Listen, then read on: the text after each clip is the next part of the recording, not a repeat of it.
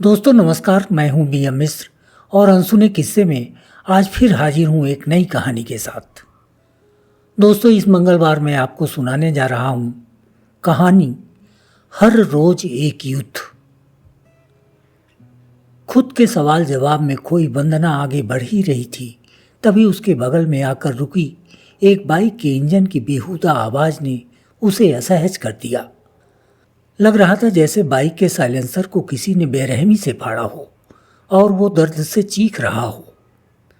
वंदना ने नजर घुमाई तो बाइक वाला हीरो खी से निकालता हुआ कुछ यूं बोला मानो आज उससे कोई चूक हो गई हो। हाय, आई एम सॉरी, आज थोड़ा लेट हो गया। कैसी हैं आप? अब तक खुशी से तरोताजा दिख रहा वंदना का चेहरा फिर मुरझा गया। अब वंदना के कदम तेजी से बढ़ने लगे, सुरक्षित जगह पर जल्दी पहुंचने के लिए। तो आइए सुनते हैं समाज की गंदी मानसिकता से हर रोज संघर्ष करती एक लड़की की कहानी। सुबह के 10 बज चुके थे। वंदना घर से दौड़ती हुई निकली और मोहल्ले की गली पार कर कॉलेज की ओर जाने वाली सड़क पर पहुंच गई। अरे, लगता है आज बाइक वाला हीरो किसी काम में बिजी हो गया। मन ही मन खुश हो रही वंदना ने थोड़ी देर रुककर अचरज के साथ चारों ओर देखा, लेकिन वो बाइक वाला हीरो दूर दूर तक नजर नहीं आया। राहत की सांस लेती हुई वंदना कॉलेज की ओर चल पड़ी। हर रोज कॉलेज आते जाते समय वंदना के कदमों की गति कुछ ऐसी होती थी मानो वो किसी भयानक खतरे से बचने के लिए जल्द ही किसी सुरक्षित जगह पर पहुंचना चाह रही हो।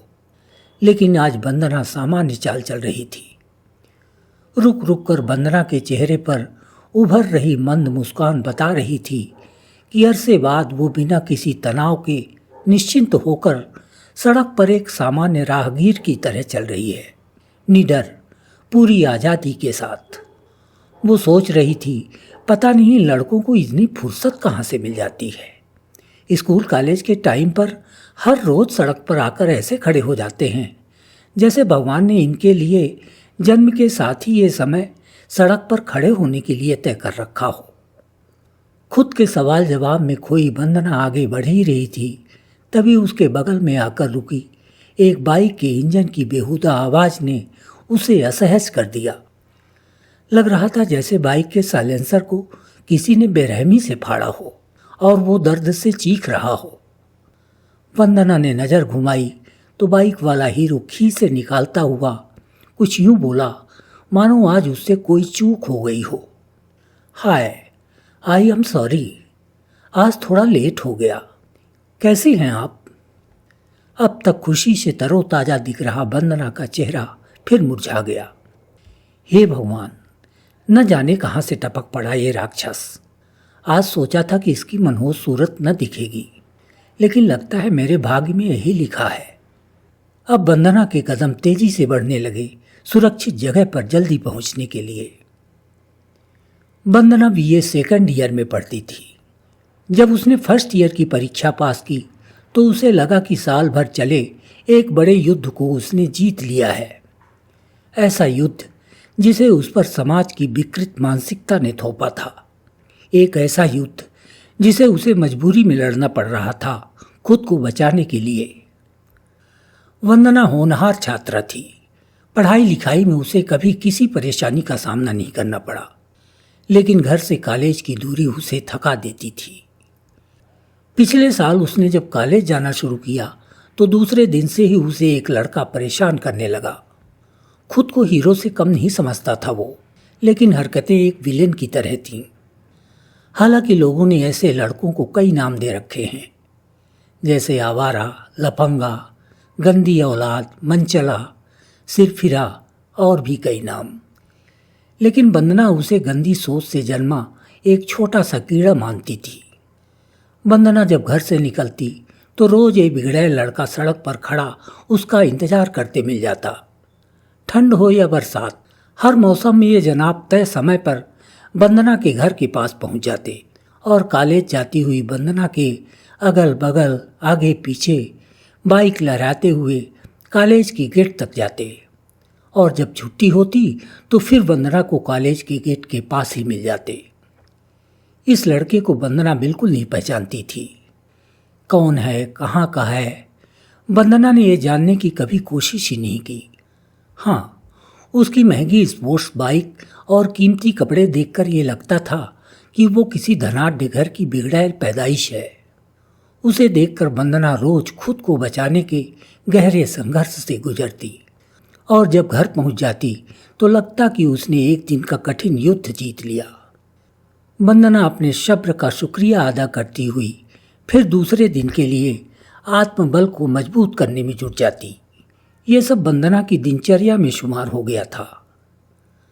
फर्स्ट ईयर की परीक्षाओं के बाद जब गर्मी की छुट्टियां हुई तो वंदना को लगा कि शायद छुट्टियों के बाद वो सब भूल जाएगा और अपनी हरकतें बंद कर देगा, लेकिन दाद देनी होगी उस मंचले के एक तरफा समर्पण की। वंदना जब सेकंड ईयर की पहली कक्षा अटेंड करने पहुंची तो वो मंचला पहले जैसे ही उसी समय में उसी जगह पर खड़ा मिल गया जैसे पहले मिला करता था। फिर वही पैदल चलती वंदना का धीरे धीरे बाइक से पीछा करने का रोज का सिलसिला शुरू हो गया। हद तो तब हो जाती जब बीच सड़क पर वो वंदना को डार्लिंग, डियर जैसे संबोधन देता और वंदना चुपचाप सुनती हुई आगे बढ़ती रहती।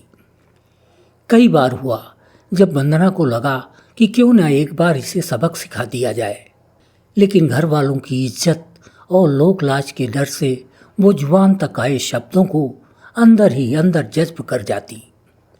वंदना स्वयं से रोज एक लड़ाई लड़ती हुई कॉलेज और घर के बीच का सफर तय कर रही थी। हालांकि इस लड़ाई में रोज उसकी ही जीत हो रही थी।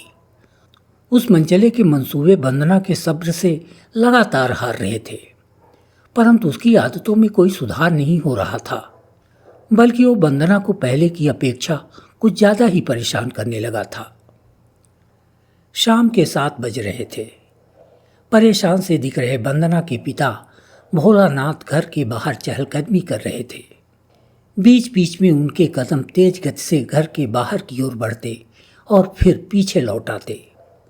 उनके चेहरे पर रह रहकर कभी चिंता तो कभी क्रोध के भाव आ जा रहे थे।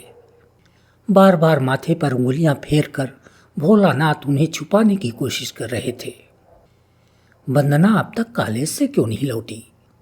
देरी तो हमेशा ही करती थी, लेकिन आज तो पूरे पूरे 3 घंटे विलंब हो गए। क्या बात हो गई? आज आए तो सिखाता हूं इसे सबक। खराब होती जा रही हैं इसकी आदतें। बंद करवा दूंगा इसकी पढ़ाई लिखाई। भोलानाथ का गुस्सा उनके दिमाग को अपनी गिरफ्त में ले चुका था। तभी मोहल्ले की गली में फैले सन्नाटे को तोड़ता हुआ एक ऑटो उनके घर की ओर आता दिखा। वंदना का इंतजार करती भोलानाथ की नजरें घूमती हुई ऑटो के बगल से होकर पीछे की ओर दौड़ रही थीं। ऑटो भोलानाथ के घर के सामने आकर रुक गया। ऑटो चला रहा युवक नीचे उतरा और भोलानाथ के सामने आकर खड़ा हो गया। बाबूजी, डिग्री कॉलेज के सामने इन पर किसी ने हमला कर दिया। ये बेहोश थीं। इनकी सहेलियों ने आपके घर का पता दिया था। बाबूजी, चिंता की कोई बात नहीं है। मैंने मरहम पट्टी करवा दी है। भोलानाथ ने देखा तो वंदना ऑटो की सीट पर अचेत लेटी हुई थी। माथे से बहा खून सिर पर बंधी हुई सफेद पट्टी के ऊपर आकर सूख चुका था। वंदना की हालत बता रही थी जैसे उसने किसी के साथ लंबा संघर्ष किया है। भोलानाथ ने ऑटो चालक की मदद से वंदना को नीचे उतारा और उसे उसके कमरे में ले गए। करीब आधा घंटे बाद वंदना के शरीर में हरकत शुरू हो गई। अर्ध चेतना में वंदना बड़बड़ा रही थी। कुत्ते, नीच, तुम्हारी हिम्मत कैसे हुई मेरा हाथ पकड़ने की? आज मैं तुम्हें जिंदा नहीं छोड़ूंगी। तेरा वो हाल करूंगी कि दोबारा किसी लड़की की तरफ आंख दिखाने लायक न रह जाए। भोलानाथ समझ गए कि वंदना को किसी सिरफिरे की हरकतों ने घायल किया है। उन्होंने वंदना को झकझोरते हुए पूछा, क्या हुआ बेटा? कौन है वो? वंदना उठ बैठी। उसका चेहरा लाल था। उसने जब भोलानाथ को बीते 2 साल की आप बीती सुनाई तो उन्हें अफसोस हुआ कि अब तक मैं वंदना के घर देर से आने का गलत मतलब निकालता रहा। वंदना तो बहादुर है, मेरी उम्मीद से कहीं बहुत ज़्यादा। वंदना ने जब ये बताया कि गंदी सोच से पैदा हुए एक कीड़े को उसने कैसे सबक सिखाया, तो भोलानाथ का सीना चौड़ा हो गया। वंदना ने धीरे से कहा, पापा, पिछले 2 साल से मैं रोज एक युद्ध लड़ रही थी, जिसमें आज मैं जीत गई। मुझे कई बार लगा कि शायद मैं थक जाऊंगी। कई बार तो मैंने पढ़ाई छोड़ने का भी मन बना लिया था, लेकिन फिर लगा कि कायर बनकर कब तक जी पाऊंगी। जो कीड़ा मुझे 2 साल से जख्म देता आ रहा था, आज मैंने उसे मसल दिया है। अब आप चाहें तो मुझे देर से घर आने की सजा दे सकते हैं। भोलानाथ एकटक वंदना की आंखों की ओर देख रहे थे। गहरा आत्मबल गजब का तेज था वंदना की आंखों में। मित्रों, आपको ये कहानी कैसी लगी कमेंट बॉक्स में हमें ज़रूर बताएं। कहानी यदि अच्छी लगी हो तो लाइक व शेयर करना ना भूलें। और हाँ, यदि आपने अब तक हमारे चैनल को सब्सक्राइब नहीं किया है तो कृपया कर लें। अगले मंगलवार हम फिर मिलेंगे एक नई कहानी के साथ। धन्यवाद।